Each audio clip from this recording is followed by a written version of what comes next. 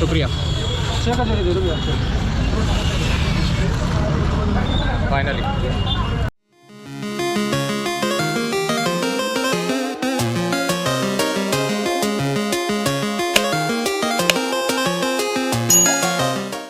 Hello दोस्तों, आज काफ़ी दिनों बाद मैं जा रहा हूँ कोटा राजस्थान मेरी दादी से मिलने। और दादी के घर में 1-2-3 साल बाद जा रहा हूँ, तो देखते हैं सरप्राइजिंगली उन लोगों को कितना सरप्राइजिंग इफेक्ट मिलता है। सबसे पहले तो हम रेलवे स्टेशन पहुंचे और जाकर देखा कि हमारी ट्रेन कितने बजे आ रही है। तो थोड़ी देर में हमारी ट्रेन आ चुकी थी और पहली बार इतनी सुंदर ट्रेन देखी। तेजस एक्सप्रेस ट्रेन का नाम था, येलो कलर की। वाह क्या ट्रेन थी! और ट्रेन में स्मार्ट ओपन डोर सिस्टम थे, जो देख के मैं सरप्राइज हो गया, क्योंकि मेट्रो के बाद मैंने पहली बार ये ट्रेन में देखा है। ट्रेन में जाकर देखा तो एज एक्सपेक्टेड पहले से लोगों ने काफ़ी गंदगी कर रखी थी, पर ट्रेन काफ़ी सुंदर थी। ट्रेन को अंदर से बहुत अच्छे से बनाया है, काफ़ी टेक से भी ट्रेन थी। अंदर डिस्प्ले थी जिसमें स्पीड लिमिट से लेकर वेलकम भी लिखा था। अंदर लगेज के लिए अंदर मेंशन भी था कि हुक सिस्टम में आप लगेज लगा सकते हैं, और उस बुक रीडिंग के लिए लाइटिंग सिस्टम भी था। फाइनली अर्ली मॉर्निंग हम सुबह कोटा पहुंच चुके थे। कोटा जाकर देखा तो रास्ता पहले काफ़ी खाली था। थोड़ा दूर जाकर देखा तो हमें पता चला कि रास्ता एक्चुअल में इतना खाली भी नहीं है। ट्रैफिक हमको मिल गया क्योंकि दूसरे दिन बहुत बड़ा त्यौहार था। एंड एकदम सुबह 7 बजे हम जब घर पहुंचे तो घर वालों को भी पता नहीं था कि हम आने वाले हैं। तो ये सरप्राइजिंग इफेक्ट हमको देखना था, कैप्चर करना था कि क्या होता है। जैसे हमने गेट खोल के घर में अंदर घुसे तो चाची जो थी वो हमारी दादी को पानी पिला रही थी। दादी को मिठाई बहुत पसंद है, इसलिए सुबह सुबह हमने फिर उनको दादी को मिठाई दे दी। आपकी है।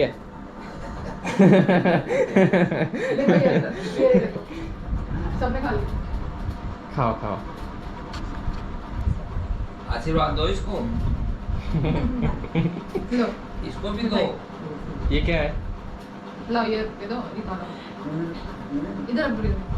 तो अभी तो हम निकले हैं बाहर कोटा कचौरी खाने, क्योंकि कोटा में जो सबसे ज़्यादा फेमस खाने की चीज़ है वो कोटा कचौरी है। और फेमस चीज़ को हम फेमस जगह से लेने जाएंगे तो देखते हैं कितनी भीड़ है, क्योंकि जनरली बहुत भीड़ होती है तो 15-20 मिनट आधे घंटे से पहले नंबर नहीं आता। तो लेट्स होप कि जल्दी नंबर आ जाए। कचौरी लेने जाने से पहले हमको मिल गया रास्ते में ब्लू हाउस। पता नहीं किसका घर है, पर बहुत सुंदर लग रहा था। कितनी कचौरी कितना समोसा? अब बोल। 1 घंटे से पूछा कितनी कचौरी कितना समोसा। घर में है हम लोग 5 लोग, वो अभी तक डिसाइड नहीं कर पा रहे कितनी कचौरी कितने समोसे लेंगे। कितने? 3 समोसे और 5 कचौरी, ओके ना?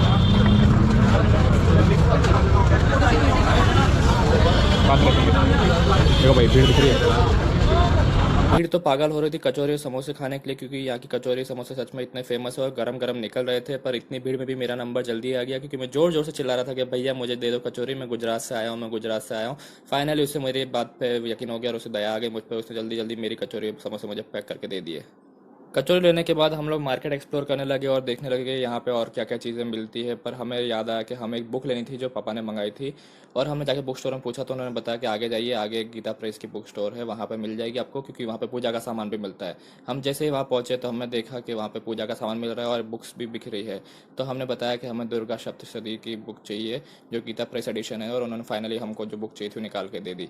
वो बुक लेने के बाद हम घर पे आकर कचौरी का हमने आनंद लिया। कोटा की कचौरी इसलिए फेमस है क्योंकि ये दाल वाली कचौरी होती है, ऐसे खस्ता कचौरी। सुबह से खाने का मतलब तोड़ने का, फिर इसमें ये हरी वाली चटनी डालनी थी, और इसके बाद डालनी चाहिए लाल वाली इमली की चटनी। अभी जो हरी वाली चटनी है उसकी भी स्पेशलिटी ऐसी है कि वो सिर्फ यहीं मिलती है। वो बनती है वुड एप्पल से, जो हम इधर हिंदी में केत बोलते हैं और गुजराती में कोठा बोलते हैं। तो वुड एप्पल की चटनी होती है, इसे थोड़ी खट्टी चटनी लगती है, थोड़ी अच्छी लगती है। और ये इमली की चटनी लाल वाली, और अंदर इसमें कचौरी में दाल होती है, मूंग की दाल की कचौरी होती है। तो मज़ा आता है खाने में। देखो अपन अभी टेस्ट करके बताओ। फिर शनिवार था तो वीकेंड भी था। हमने सोचा कि चलो एक आध मंदिर घूम के आते हैं शाम को, और जाकर बाहर ही खाना खाकर भी आएंगे। तो हम जहाँ पे गए तो उस मंदिर में एकदम ट्रांसपेरेंट शिवलिंग था, पता नहीं कौन से मटेरियल का है, आप कमेंट सेक्शन में बताइए। वहाँ देखा तो मंदिर की दीवारों पे लोगों ने अपनी अपनी मनोकामनाएं लिखी थी, जैसे किसी को आईएएस बनना है, किसी को नीट में इतने मार्क्स लाने हैं, किसी को पास होना है, किसी को एम्स में एडमिशन लेना है। ऐसे बहुत सारे लोगों ने मनोकामनाएं अपनी दीवारों पर लिखी हुई थी। किसी ने इंग्लिश में, किसी ने हिंदी में, किसी ने 2025 के लिए, किसी ने 2024 के लिए, जैसे गवर्नमेंट जॉब, ड्रीम जॉब, शादी, ये वो XYZ। तो समझ में आया कि यहाँ पे लोगों की मनोकामनाएं पूरी होती है। मैं भी चाह रहा था कि यहाँ पे कुछ ना कुछ लिख दूँ, पर मैंने सोचा कि अभी तो अपनी कोई मनोकामना इतनी बड़ी है नहीं, जितनी मनोकामनाएं थी सारी पूरी हो चुकी है। तो हमने भगवान को फ्री कर दिया, उनको कोई टास्क नहीं दिया और हम आगे निकल गए। आगे जाके देखा तो हमको पता चला कि यहाँ पे एक अनिल कपूर भी आने वाला है, जिसका हम वेट करेंगे बेसब्री से। फिर हम आगे गए तो एक मंदिर हमने देखा जो गोदावरी धाम के नाम से बहुत फेमस है। शनिवार को यहाँ पे बहुत भीड़ होती है क्योंकि ये हनुमान जी का मंदिर है। मंदिर में गौशाला भी है जहाँ पे लोग घास खिलाते हैं गायों को।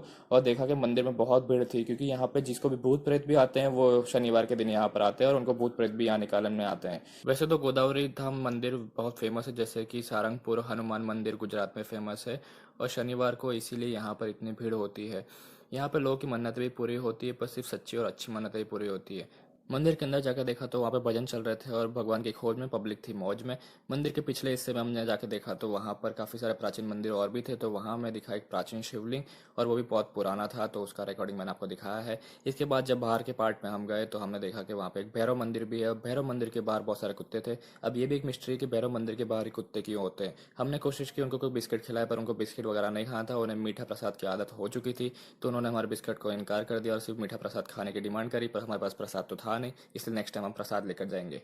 अगले दिन रात की हमारी ट्रेन थी, इसलिए शाम को हम चले गए शॉपिंग करने। चाचा के साथ में निकल चुका था। सड़कें जो देखी थी पहले जैसे रही नहीं। कोटा एक कोटा फैक्ट्री हुआ करता था, यहाँ पर पहले बच्चे बहुत आते थे पढ़ाई करने के लिए, आईआईटी की प्रिपरेशन के लिए, पर अब ये वैसा रहा नहीं। यहाँ पे ना क्लासेस दिख रही है, ना बच्चे दिख रहे हैं, ना मैथ्स दिख रहे हैं, ना पीजी दिख रहे हैं। फाइनली मैं पहुंचा बचपन की मेरे फेवरेट पान कॉर्नर पे, क्योंकि मुझे पान का बहुत शौक है। वैसे भी राजस्थान, एमपी और यूपी में पान का जितना चलन है उतना और कहीं पे नहीं है। गुजरात में भी लोग पान प्रेमी है, पर पता है वहाँ पर जैसे पान मिलते हैं वैसे यहाँ पर नहीं मिलते हैं।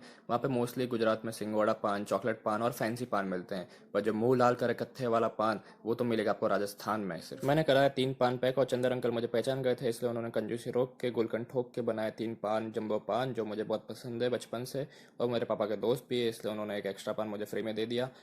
मैंने देखा कि रास्ते में लेडीज सब सज धज के जा रही थी, सर पे मटका रख के कुछ पूजा वगैरह करने। मैंने चाचा से पूछा है कहाँ जा रही, तो उन्होंने बताया कि गणगौर की पूजा करने जा रही है। अगर आप लोग को पता है गणगौर की पूजा क्यों की जाती है तो आप बताइए कमेंट सेक्शन में।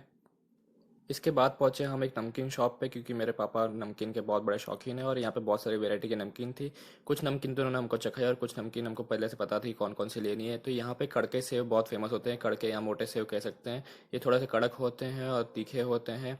इसमें हींग भी डलती है और इसमें खड़े मसाले भी डलते हैं। तो ये सिर्फ कोटा में मिलते हैं और ये बाकी कई जगह नहीं मिलते। बाकी जगह आपने लहसुन के सेव देखे होंगे, पर ये वाले सेव थोड़े डिफरेंट है। इसके बाद हमने एक नई मिक्सचर ली जो है ना वडोदरा में या फिर कहीं पे भी गुजरात में नहीं मिलती। चैत्र नवरात्रि शुरू हो चुकी है, इसलिए मार्केट में भी एक अलग ही टाइप का माहौल दिख रहा था। लोग शॉपिंग करने आ चुके थे। लोग नवरात्रि में यहाँ पे घर पे माता जी को चुंदरी चढ़ाते हैं और चुवारे उगाते हैं, तो वो सब चीज़ें हमको नज़ारा देखने को मिल रहे थे। लोग शॉपिंग कर रहे थे। इसके बाद डिनर टाइम तो हो चुका था, इसलिए हम गए खाना पैक कराने एक रेस्टोरेंट में, और उसका नाम था ढाबा।